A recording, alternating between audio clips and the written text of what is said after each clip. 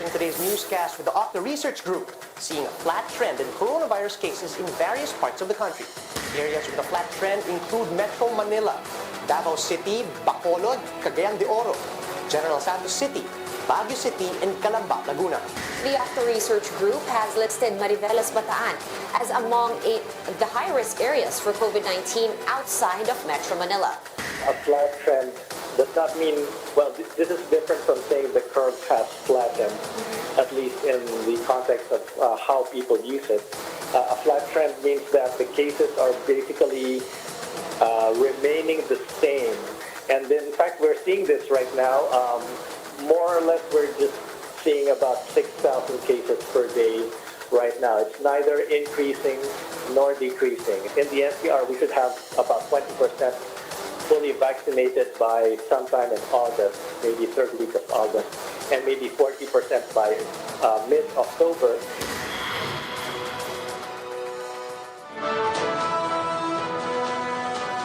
Government today says 3.5 million individuals have been fully vaccinated against COVID-19. More than 9 million have received their first dose. How much will the expanding vaccination help continue the decreasing infection trends? We discuss in this episode of The Chiefs.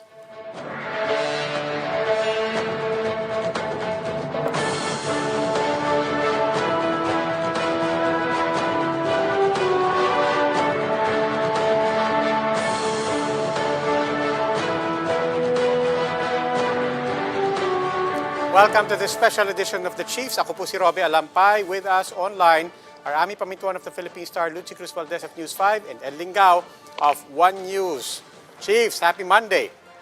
Happy Monday. Happy Monday. Are you really happy that it's a Monday? I am because of this topic. Let's start with the most divisive question in the country today. Ami, paano ba magluto ng adobo? Aba, magaling ako dyan. Oo, si Ami pa. Oo. Chef yan. Paano ba mag-standardize ng adobo? Ano ba dapat ang mga kategorya dyan? Eh, importante dapat yung suka na masarap. Suka. Yan, Preferably, oo. na galing sa Exactly. Ilocos. And then, you need, yung iba, nagkakaiba sa paggamit ng salt. Yung iba, yung puti, yung salt lang. Yung iba, nilalagyan ng toyo. And then, you need a lot of garlic. Ako, gusto ko nito. Pero Lot of garlic. Kanina nga kinukwento ko kay Gretchen. Sabi ko, ako yung kinalakihan ko, adobong pula eh. Walang toyo. Sa Batangas. Atsuete. Batangas. Atsuete. Ayun, meron din yun. May version. Saka may version na merong gata. Meron. May gata. Hindi na. No, napaka masalimuot na usapin niyang binuksan ng DTI. Sana, tomorrow, chef ang interview Standard. na. Bukas na. Sige. Chef versus chef. Chef Sige. versus chef. Baka niyo po yan. Dinami-dami ng variations kasi ng adobo. I think the more important question is what disqualifies a dish from being an adobo? Kasi ang daming variations eh. Lahat naman pwedeng tawagin adobo eh. Kailangan may asim, alat, saka bawang. Hindi, tsaka sa mga fusion restaurants, tinitweak na nila di ba? Tinitweak na nila yung mga recipe. So, hindi mo na malaman kung talaga ba adobo to? Parang hindi. It tastes like adobo. So, I kind of see the point of DTI there. In a way, in a way. Yeah. Sige. Anyway, tingnan natin. Tanungin natin yung mga guest natin. Baka may sagot din sila dito. We will be talking about COVID. Let's start tonight with Okta Research Professors Guido David and Father Nick Austriaco. Good evening, Father Austriaco and Professor David. Hi, good evening. Good evening. Good evening, Hindi sila good evening. makita. Ayan na. Are they we there? can see them. Okay. Sige. Sorry. They're here. Yeah. Sige. No, I won't ask you the adobo question. I would want to ask you a question. We usually ask you about the Philippines, of course. But if you don't mind, Father, on the chance that you're monitoring also the region, I wanted to start with this. Can you make sense for us? What's happening in Thailand? What's happening in Thailand and Malaysia? Their numbers are really going up. Notwithstanding their first early days, which were relatively much better than ours. What's happening to our neighbors? And I guess to bring it back to us, why aren't we in the same boat? So what is striking is really, of all our neighbors in Southeast Asia, we are the only country that is not yet dealing with community transmission of the Delta variant. So all our neighbors have had to deal with the Delta variant. And what is striking is that Thailand, so I grew up in Thailand, so, and my mother had Filipino adobo in Thailand, and it was the adobo that we had abroad, right? So this was the one adobo. So what you're seeing in Thailand is twofold. One is they are not used to lockdowns. So what you see in Vietnam and in Thailand is that these are countries that managed the pandemic relatively well until recently. And so their societies are not familiar with lockdowns. We have done this many times already. So when there's a lockdown, the LGUs know what they're doing, the police know what they're doing, the people know what they're doing. I have still many childhood friends in Thailand, and I was talking to one of them the other day, and there is confusion because the government is refusing to engage in the kind of ECQ lockdown that is necessary to shut this down because of economic concerns. When we had this debate in the Philippines months ago, they're doing it for the first time, and it's exploding, number one. Number two, there is significant vaccine hesitancy because the Chinese vaccines there were produced in Thailand by a company that is associated with the monarchy. And so the king has investments in the company that is dealing with this. And so the people are hesitant because they're not quite sure who made money and the quality of the vaccine that was made in Bangkok rather than abroad. And you can see even with reports about breakthrough cases in healthcare workers, no one is quite sure. Is this a Sinopharm Sinovac thing or a Sinopharm Sinovac made in Thailand thing?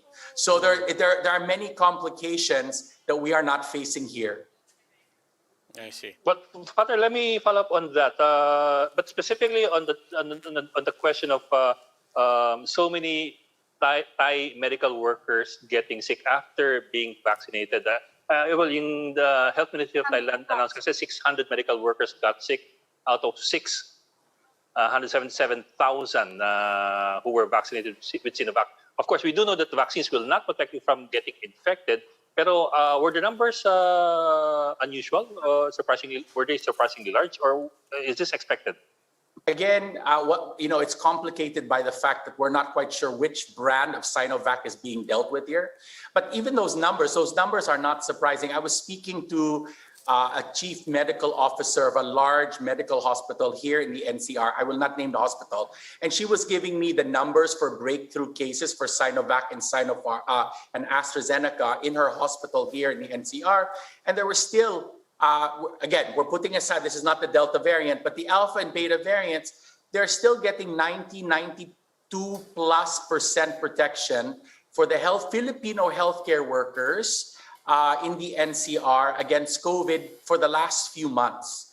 So that's relatively good news because healthcare workers are exposed to more virus than the typical Filipino. So if you are getting 90+ protection for healthcare workers, then we expect at least that much protection for the ordinary citizen. Clearly we don't know the numbers for Delta because thank God Delta is not here yet. But the Beta variant is actually vaccine evasive. It's a vaccine escape. So the fact that there is a robust response to the Beta variant is hopeful. We will see.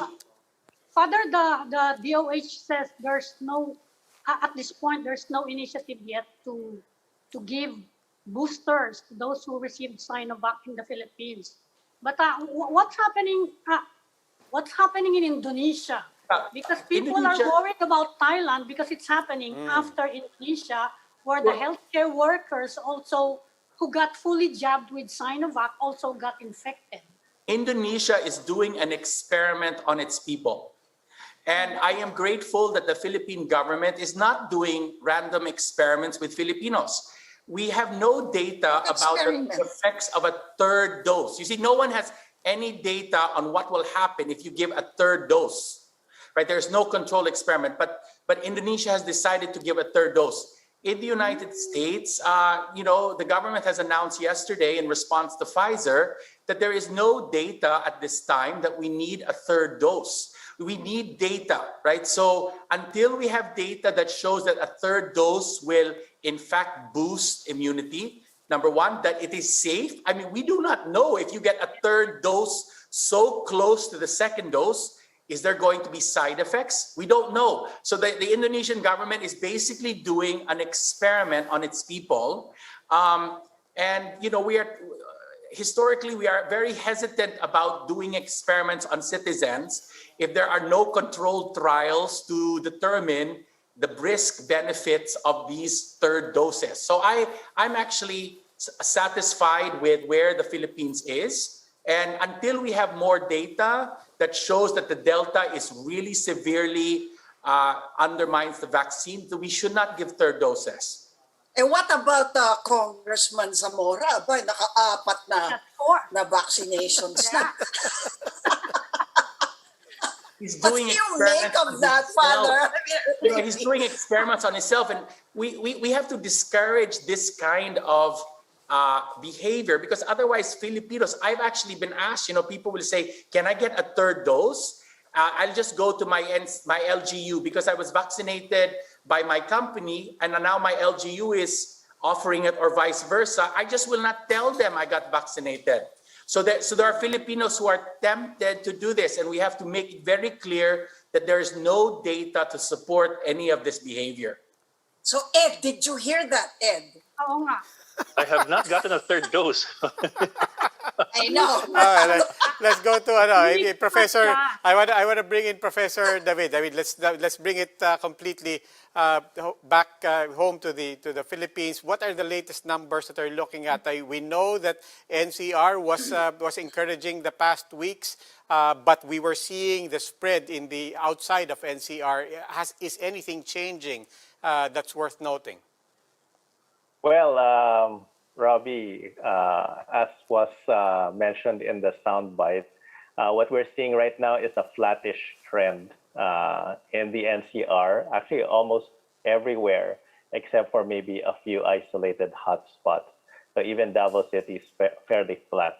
The ones that are not flat, aside from Mariveles, Bataan, which was mentioned, is in Central Visayas. They're having an increase right now in Central Visayas. Well, it is slightly increasing, but the reproduction number is still below 1.4, which would classify it as not very high. But in Central Visayas, in Cebu City, Cebu yata mataas eh, no? right? Yeah. But it's not a. I mean, I wouldn't classify it as a third wave yet, because I've been hearing that they're calling it already the third wave, because the numbers are still relatively low. I mean, even the rate of increase in Cebu City, I checked over the past month, they only doubled their caseload after 1 month. This is relatively slow. This does not look like the Delta variant, for example. This looks like maybe the Alpha or the Beta variant.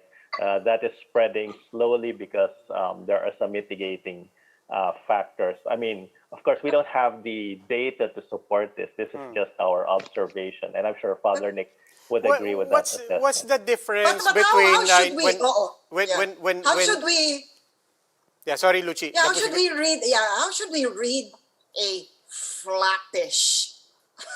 Well, flattish is not the same as flattening of the curve. So when we say flattish, it just means that the cases are not increasing or decreasing. So right now we're about 5,500 cases per day nationally. We haven't really seen a decrease. We haven't seen, it go down to, I mean, on Tuesdays and Wednesdays, it will go down to 4,000 maybe, but the average is more or less the same. We're not seeing a jump to 8,000, but we're not seeing a dip to, 3,000 or below. So it's generally the same level. It's not increasing or decreasing. And people are asking me, is that good? Well, if it was increasing before, like Davao City, that means the increase has slowed down, so now it's plateauing. But in the NCR, where it was decreasing over the past months, and now suddenly it's flattish. Yeah, I mean, it's okay. It's not so bad, but we hope that we would hope that the cases would further decrease down, because I mean, we're still getting 600 50 cases per day. That's Yeah. that's not. Speaking of Well, which, so you were shouldn't pointing we out be before concerned that now it's down. I mean, last time you were here, you said it's like NCR was now accounting for what, around 25% of the national case, which is an inverse of what it was before, where the majority was here in NCR and then spread out yung tira sa rest of the country. But what's the difference in terms of the potential to spread? Whether it's centralized from where the majority is coming from Metro Manila versus the situation now, where you still have high numbers in total, but Metro Manila is not necessarily accounting for the majority of that. What does that mean in terms of the spread and the speed of the spread? Well, I will answer that, and then Father can add to that because I'm sure he wants to add some more a layer of analysis there. Because yes, you have a good point. Is it better for the NCR to have majority of the cases, or like what we're having now? We would rather have what we have now, because what we have seen is that it is more difficult to contain the spread of the pandemic in the NCR. In fact, that's why Father Nick's model shows that we have to prioritize the NCR. In the vaccination, it's more difficult to control, and right now it's controlled, and that's why the cases are not exploding, in the entire Philippines. Yes, we have seen a rise in cases. I mean, even Dumaguete, but look where Dumaguete is now. It's already controlled. So the smaller LGUs, what we're seeing is that, especially local governments which have populations of about 100,000, or less, they're much easier to control in terms of the pandemic. Father, is it too early to attribute the vaccines, at 3.5 million fully dosed and about 9 million with their first dose? Is it too early to make a correlation between the vaccination rate or the vaccination numbers with the flattish numbers? So let me just point something out. Last week, Bacolod recorded the introduction of new variants for the first time. And so they recorded alpha beta variants arriving in Bacolod. Now remember, what you're seeing here, and that confirms our Octa's proposal, that what you are seeing is that you are having the initial variants in the NCR now spreading around the country. And that's what you're seeing. So the second wave. Now, it is very deceptive. So a lot of people are looking at countrywide herd immunity, and it's very deceptive to talk about, there have been 3 million Filipinos who are fully vaccinated in the country, because the government strategy is not an all-country equal distribution. So in the United States, it was equally distributed according to population. So they could easily talk about, once you knew herd immunity, once you knew the population immunity for the country, you had a general sense. But here, properly speaking, we have to focus on the numbers in the NCR +8, because that is the region that the government is prioritizing. And so the question, Luchi, you have to ask are the numbers in the NCR +8 reflective of the vaccination campaign? And Octa had a conversation about this the other day on our group chat, and we would not expect that yet. For the following reason. One is, what you will see once the vaccinations kick in is that the hospitalizations are going to change, so that there will be more young people going into the hospital than old people. So for the most of the pandemic, it was the old people went to the hospital, the young people did not. If you look at England now, if you look at Israel now, if you look at parts of the US, there are significant numbers of young people. That's because the elderly are protected. So when we see that, right, when we start seeing a shift where the young non-vaccinated people start to increase relative to the old, you will know that's vaccination. We don't have that yet, simply because the NCR has not had a surge, right? So the numbers are still relatively low. I mean, if we have a Delta surge, you will begin to really see the effects of the vaccination, we hope, right? There's talk now about micro herd immunity. Is that Yes. possible in Metro Manila, for example? Like San Juan announced that it's close to achieving herd immunity. It's finished vaccinations, first dose vaccinations for its target, and exceeded. Is that possible considering that there's a lot of mobility within the capital and there are a lot So- of Frenchians working in that city? So micro-herd immunity is a concept that was developed by the private sector to encourage their members to focus on the local, right? So that you want build herd immunity in your office. You want herd immunity in your barangay. Now, and Professor Guido is better at this with regards to the math. You need a herd immunity requires a certain separated population. If the population is too fluid, right? So let's say my family is herd immune. Well, in a sense, that's great, but in a sense, it's not going to affect the pandemic. It will affect the infections in my house, but it will not affect the pandemic. And I know that Professor Guido has been looking at international numbers, and there is talk, he was saying to or 30%, 40%, you begin to see an effect on the pandemic in the local region. And I think that's what you're going to see, that we have micro herd immunity, but until these micro herds herd up to become larger herds, you are not going to see effects on the larger spread. You will have effects at the very local particular region. And can you ease restrictions within that community, that micro community?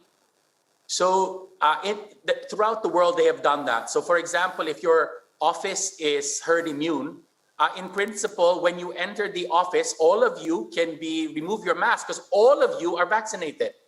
So, but again, once you leave that little herd immunity, you have to put it back on, right?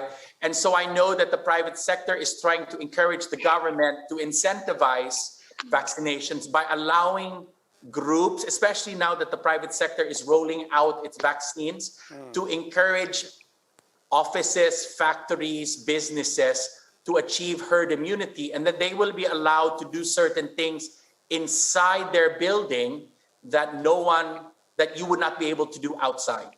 Okay. Professor David, in the meantime, let's talk about other numbers that you're monitoring, not just in Metro Manila, but again, particularly outside of Metro Manila. So outside of infection rates, how are the facilities, especially in provinces and in regions that we know don't necessarily have the same facilities we have?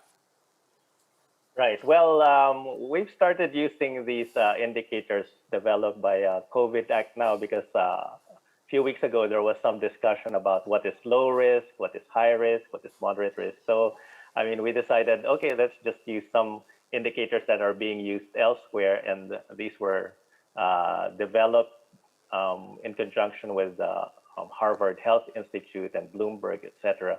So, according to these indicators, they're primarily looking at ICU utilization rates. And so this is lately what we've been looking at.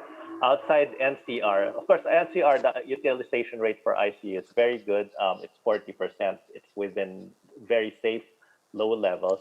But right now, we're still seeing very high ICU utilization in Davao City and Iloilo City. So we're not sure why. I mean, well, of course, we have seen that there was a significant increase in cases over the past few weeks. Now it's slowing down, but the ICU utilization is still very high. And this is sort of a micro reflection of what happened in the NCR. And as Father mentioned, they're now just starting to see these alpha and beta variants come in. And as we know, I mean, even the alpha and beta variants cause an increase in the number of severe and critical cases, which is why ICU utilization has gone up in many areas, especially when those which have strained resources, because relatively their hospital utilization is much lower compared to their ICU. So it means proportionately more severe and critical cases in these areas. So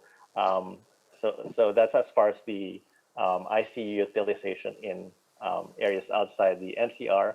But again, hopefully the trend is now going to go downward in Davao City and Ilo City and these other areas. It's not a guarantee because they can still go up. I mean, sometimes these numbers look good for a moment, and then by next week they will have changed drastically. So let's hope they continue or they start going downward for real.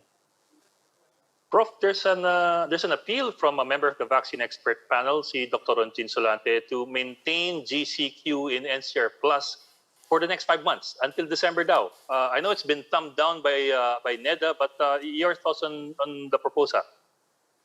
Well, I think 5 months is too long a window. I think we have to take it, step by step. We can't really predict what will happen in 5 months, and my recommendation was, well, aside from having strict vaccination target levels, like, what do we just open up after 40 to 50%? My suggestion is to let's base it on the daily attack rate. If the daily attack rate falls below a certain level, then yes, we can open up. Maybe we could even have, MGCQ or, open up completely. I mean, that's just my personal take on this. Rather than, meeting specific vaccination targets, those are good benchmarks. But we're seeing that, each country may respond differently to the level of vaccination that is achieved. So we want to know what will happen in the Philippines once we reach 20% vaccination, 40% vaccination. Will we have very low numbers? If we do, then definitely we can open up, because this will be the standard used by other countries as well. If there are foreigners looking to travel to the Philippines, they'll be looking at the number of cases, the daily attack rate, and if it's low, they will consider it to be a low risk area and add it to the green list. Okay. Father, one last question, and the last is on behalf of Ed. We always end with this with you. Any updates on our ice-cold anti-COVID brew? So we were talking just before the beginning of the show. We are ordering our Filipino mice now, and I did not realize that we need 8-week-old female Balbsi mice, and so we ordered them. They put the males and females together. You have babies, and they grow it up for 8 weeks, and they send it to us. So we have the lab in place now. We're setting up to order those mice. And we have the protocol in place to test the vaccines. So once we get the mice, it will take 1 month to actually do the test, and then we'll have our first sense of whether or not it will work. Okay. But that means that that's a 2-week wait until you have mice of the proper age. 2 months. 2 months. 2 months. I'm sorry. 8 weeks. And it also, we found out that we actually have to do monkey work, I understand, in the Philippines. Monkey work. So we are preparing to, after the mice, we have to do the monkeys, and they're quite expensive. So Don't we have so much more of that than we need? Both mice and monkeys. I think we have more crocodiles. Crocodiles. But anyway. 27 million pesos. 27 million. To do a test in the Philippines on monkeys will cost about 27 million pesos. So I just got that bill. So we are preparing to figure out, how do you do that here in the Philippines? And there's only, I guess, one primate center. So I'm learning all the moving parts, and God is great. So we are going to just move forward and go mice to monkeys and hopefully to men. Ayun. Malapit na, Ed. From monkeys, Ed, malapit na. Abot na. Now I'm worried that our dreams na. will go up in a burst of froth. Okay. Something to look forward so to. much. And we're talking about bringing back Father Nick Austriaco and Professor Guido David. Always a pleasure. Thank you to our friends from Thank you, sir. Research. Thank you Good night. Stay Thank with us. you. The Chiefs will be right back.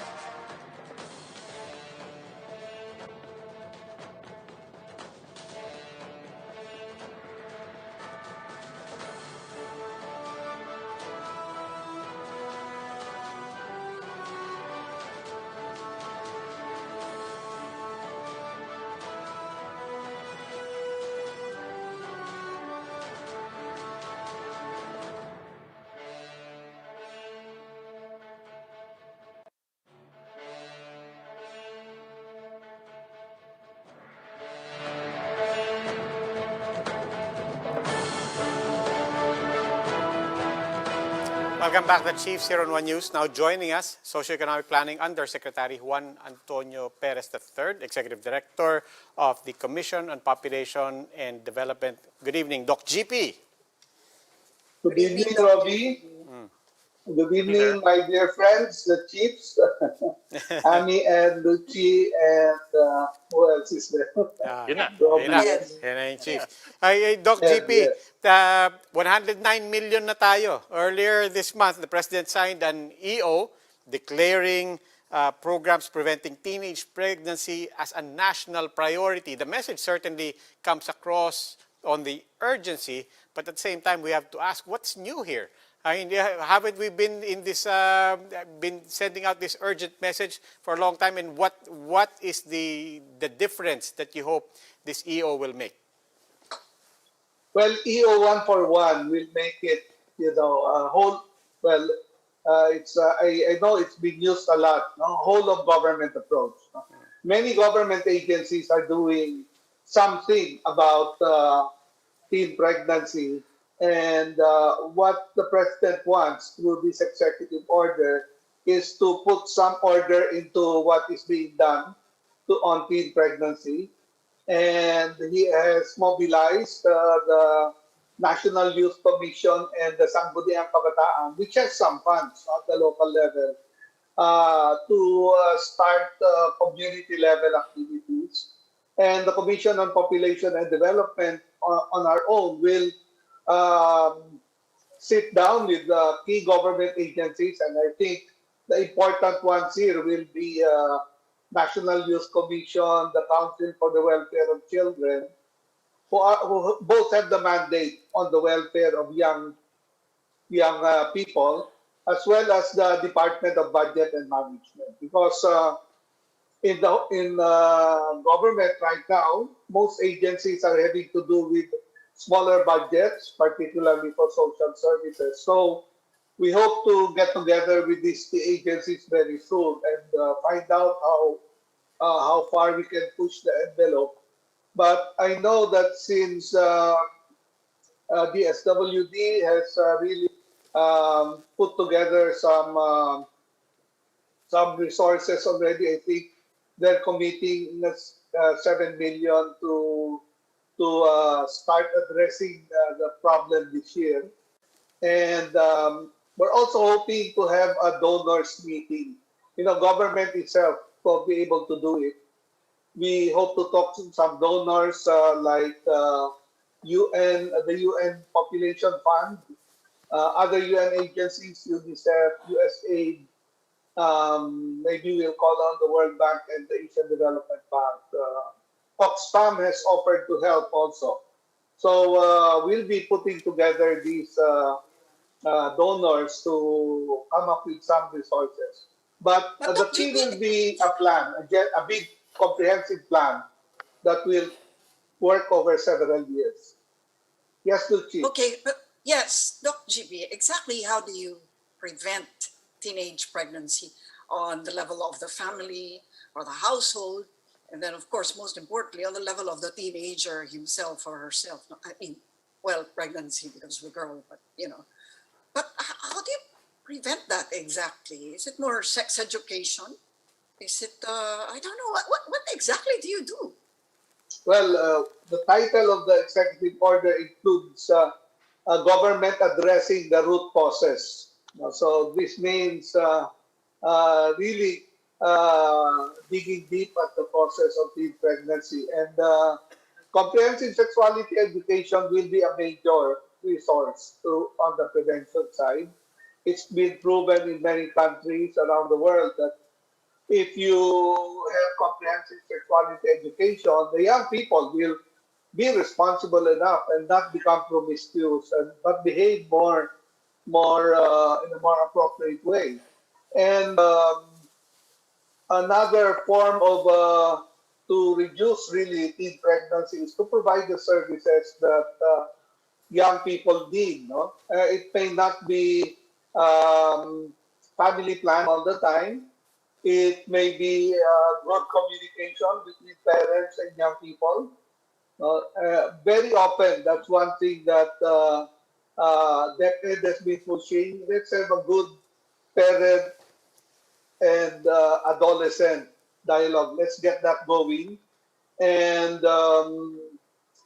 possibly to address violence as well among that's happening among young people and exploitation by adults. No, that's Okay, in a way that's yes. probably be more difficult because that has a moral dimension. Well, actually, yeah, I'm glad you used the word moral, no? Because isn't this also largely a moral issue? If we're going to advance, you use the word promiscuity. I mean, at the other end of it, it's really, moral purity in a sense of, not engaging in premarital sex or sex So outside of marriage. yes, while there are those who would advocate for purity, the program itself will not call for. I mean, we address the needs of young people, but without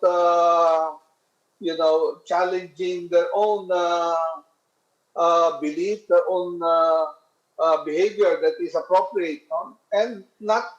And there will be, a bit of a debate about promiscuity reading its head, no? That is a fear among some conservative thinkers, but worldwide that's been proven not to be true.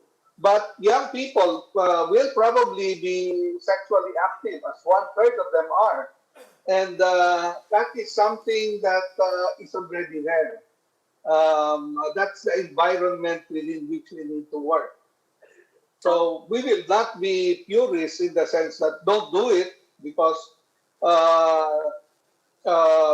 the best persons to probably say that would be the parents, no? And the significant adults in their lives. No? It's not for government to say don't do it, but our role here is to make sure that they get the proper information, and if they need the services, they're available. Meaning Without judging them. You said that you're talking about access to reproductive health information, services, advice. How young are we talking about here? How young will you make the services available? Information, Well, services. Yeah. Information will be available as DepEd has conceived it, even at kindergarten level. Oh, in kindergarten. Because they have, these very young children are being molested. They're being, without any protection, they will be told by their teachers. Inappropriate touching. No, ganon? Inappropriate touching is something you should tell adults that I don't want to be touched there. And if it's happened to you, to report it to your parent or an adult who can help you. But when it comes to services, Amy, the services will only be for those who need it. No, it will not be for all. It will not be for all adolescents. At what Well, 10 is the youngest pregnancy that we've seen. So most likely that will be the youngest. But the services for them will again be without judgment. It is to help them get over the immediate problem, to give them the proper health advice, and once they give birth, to find a way to bring them back to the mainstream. So in a way, we're approaching we're trying to improve the health of 25 million adolescents here. And not all of them are engaging in sex. Not all of them are becoming pregnant. But for those who do become pregnant, that's where we will be coming in with the services through this program. This is approved, or is it a recommendation that you It's start talking about inappropriate behavior with children at kindergarten and access to RH information at 10? Approved na ba to or what? Yes, that's already in the law, actually, in the RTRH law for school-based comprehensive sexuality education. And DepEd started implementing that already. But we're putting together the services still in the next few months. Our deadline is to come up with a plan to present it to the poverty reduction cluster by September, by the first week of September. And that's why we're talking to DBM. We don't want to announce a plan in September and not have money to go along with it. So we're looking at tying up with programs like the National Nutrition Council. They have a program to feed pregnant mothers who are undernourished. We want them to focus also on minors who are pregnant, regardless of their nutritional status, because low birth weight happens more often among minors. No? So we want to prevent low birth weight, stunting, and stunting is so prevalent in this country. 1/3, 30% of our children are stunted at 5 years old. Hi, Doc. When you look at the numbers for teenage pregnancy, and then you break it down into regions, are there particular regions that are more concerning than others? Well, in terms of numbers, Calabarzon has the highest number of teen pregnancy, and NCR and Central Luzon. These tend to be the highly populated areas. And then Cebu in the Visayas and Northern Mindanao and Davao. But these are absolute numbers, or as a proportion of population? Yeah. Well, we've done absolute numbers, but in terms of weight per population, most likely it will be Mindanao, because the numbers are rather high there. I think Davao has the highest increase since the last survey. So they will tend to be in Mindanao. Is there any idea why Davao has such high numbers, considering that Davao is I suppose a major hub in Eastern Mindanao? Well, so you would think that they would have better access to information and to resources. Well, it's a recent phenomenon, the increase in Mindanao. It used to be Region 2, Tuguegarao and Baguio, Cordillera. And in the last few years, it shifted to Mindanao. But I think it's because partly due to the displacement of people, disruption of services that have been caused by the Marawi siege and other disruptions in the area, more than the behavior of young people. When services are not available, when you have displacement,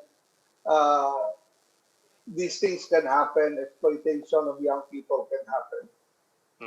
So it was more because of extraordinary circumstances, you're saying? Yes.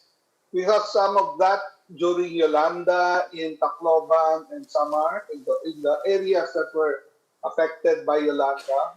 We saw increases in teen pregnancy. So any disruption socially, any displacement will cause that. So we believe that's probably what's happening in Mindanao.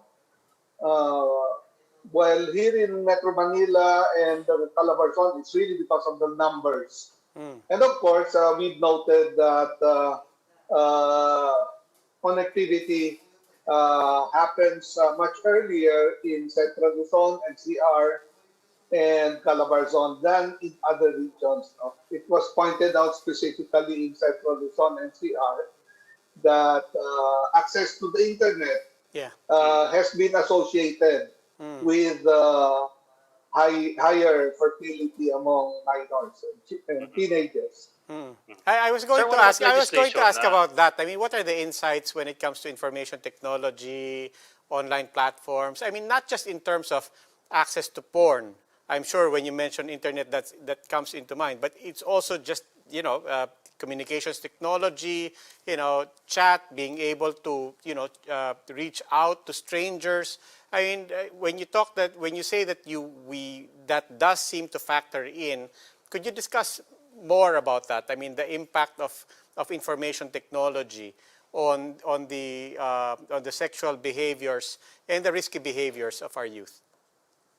Yes, it does have a vary in urban areas. However, the study that we're talking about here is 8 years old. It was done in 2013. So we're asking for DOH and UP to make a more recent, a more current research. But back in 2013, we already noted that 80% of young people had their own smartphones, access to the internet. They had an average of 500 friends that many of whom they'd never met. Uh, and we knew that those who had accessed internet early or been exposed to porn had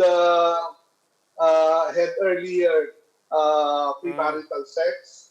We knew also that certain non-sexual behaviors, smoking, alcoholism, particularly alcohol, uh, uh, as part of their lifestyle, was causing premarital sex more and more. So these were the elements that were known to be affecting their sexuality. To some extent, I think in Bicol, they said that dysfunctionality in some families was causing early. And they were citing OFW, parents who were abroad as part of the dysfunctionality. In some, so each region has its own story on what's affecting the young people. So we need to focus on, well, eventually, on what is the issue in each region that is affecting young people. Yusek, I understand you've also been talking to the Catholic Church not to get them on board in this effort. This is a whole of nation approach to controlling teen pregnancy. Can you update us on these talks with the bishops? Well, I've been involved in, and my regional directors have been involved in webinars conducted by Catholic Women's League, but no formal talks again more recently with the bishop. So, although I exchange, text with them sometimes, and their organizations, their lay organizations, are more active actually, and they're really very interested in pushing natural family planning. And right now, it's all these webinars, but we will engage them in more, work on natural family planning because there's no problem for us with natural family planning. It's just 1 or 2 percentage points less effective than other modern methods. But is there resistance from them on your plan to give access to teenagers to RH information and services? I've not had any resistance to that. Definitely, information is not a problem. Services might be, but when I talk about needing to provide services to teenagers who are already mothers, there's no problem there. Actually, quite a number of the congressmen that I've talked to in some hearings who were not supportive of the RH law do support a teen pregnancy bill. But they tend to shy away from any discussion on services, but they do support the idea. You mentioned I think several months ago that there has been a spike in teen pregnancies during the pandemic. Are you still tracking the situation? Has the situation improved for the teenagers, or is the problem getting worse? Well, what the reports that I got were early reports from Cordillera and Central Luzon, which showed that there was an increase in those regions. In another region like Davao, it was decreasing somewhat. The DOH is now reporting that in 2020, their count is that it's gone down in 2020. Teen pregnancy has gone down, but we're still awaiting the PSA's final judgment because they get all the reports in PSA. one reason that I believe that has happened is because, family planning, last year we were afraid that it would go down with the pandemic, that people would not be getting the services. Well, the DOH has also reported that family planning has increased by 4% last year. We now have the highest number of women using family planning modern methods in this country at 8.1 million. And we grew it by around 300. You mean contraceptives, women using Yes, women using contraceptives, men having been using condoms and having been undergoing vasectomy. So we're a bit, optimistic that the effect of the pandemic on fertility is not going to be as high because the services are there and local governments are continuing to push it. What we're afraid of that will increase is maternal mortality. Because as you have the pressure of COVID on hospitals and women do not seek the care they need early enough, we are anticipating around 600 additional maternal deaths simply because of delay or lack of services because the hospitals were not able to give them the proper care in time. So that is what we're afraid of, and that might be happening down the line. Also, with increasing hunger, more households are reporting that they had food insecurity in 2020. Malnutrition will be increasing probably among 0 to 5 children, and sometimes that can lead to additional deaths. So those are the areas that we're more concerned now, maternal mortality and the impact on nutrition and hunger among people who are the poorest. Okay. Dr. GP Perez, Executive Director of the Commission on Population and Development. Maraming salamat, Doc GP. Thank you, Doc. Maraming salamat. Please stay safe. Magandang gabi sa inyong lahat. All of you keep safe. Okay. Magandang gabi po. And healthy. And that's all for this special edition of The Chiefs. We hope what was discussed here will keep the conversation going. Before we go, a reminder to our viewers, mask on, wash hands, and stay safe, Philippines. I'm Robbie Alampay. I'm Mami Pamintuan of the Philippine Star.